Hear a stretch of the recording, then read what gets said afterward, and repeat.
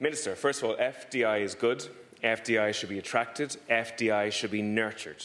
Now, the government is trying to critique AIM2's criticism of their policy and twist it in a fashion to say that we're in some way criticising FDI. We're not. We're criticising the government's overexposure to FDI and their inability to create a balanced economy in which they actually make sure that indigenous enterprise also is thriving as well. And that's a big problem. So the government has massively exposed Ireland by not developing indigenous enterprise over the last number of years. They've created a weakness in the Irish sector. And I'll just give you an example, just if you just stop shaking your heads for 2 seconds, right? So 10 CFOs in this country, okay, control 40% of the corporation tax coming into this country. 10 individuals control 40% of the corporation tax coming into this country. Corporation tax is the second biggest tax in the state. It makes up 27% of the tax receipts.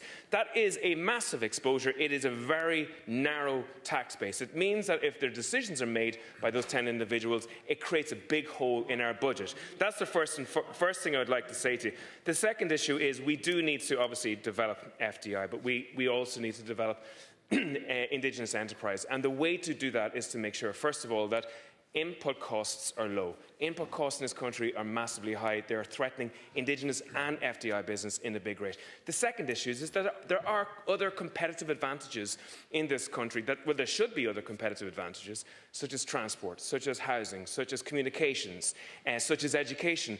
But in all those areas, the government has been incompetent in terms of the delivery of those issues over the last 2 decades. And that has weakened our suite of competitive advantages and narrowed our emphasis on the corporation tax element, which again has put us in the sights of the US.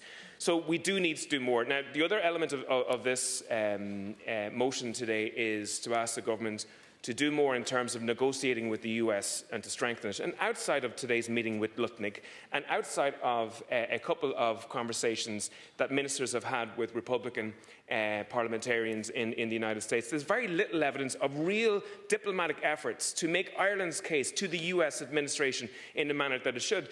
And that's not unusual because this government outsources most things to the EU anyways, in many ways.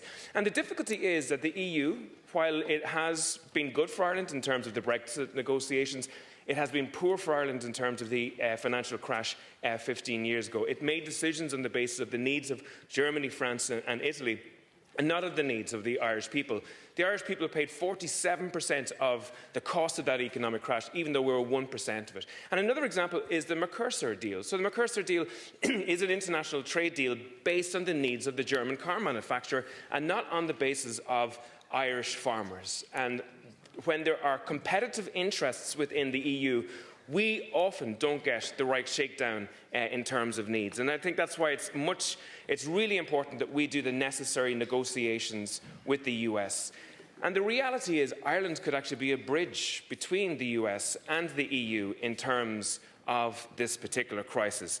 The other issue I have here is it is incredible that this is the first time that it has been put on the Dáil agenda to discuss the crisis around the tariffs.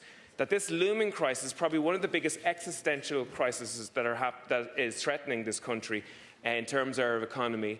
It took AIM2 to actually be the first to put it on the Dáil agenda. It is so frustrating that we are here, on the day in which these tariffs are being implemented, and we still don't have a finance committee. We still don't have a public expenditure committee in place. We still don't have a Good Friday Agreement committee to deal with the north-south elements of this. That we're actually, as the political establishment has spent more time in dysfunction in the last couple of weeks than actually preparing for this particular crisis. So what we're doing now is we're urging this government to take a stronger role in negotiating with the United States, in negotiating with the EU. We're asking the government to make sure that there's a policy of de-escalation within the EU, that actually the best retaliation would be no retaliation for the moment for the Irish economy, because a retaliation from the European side will also put Ireland in major difficulty as well.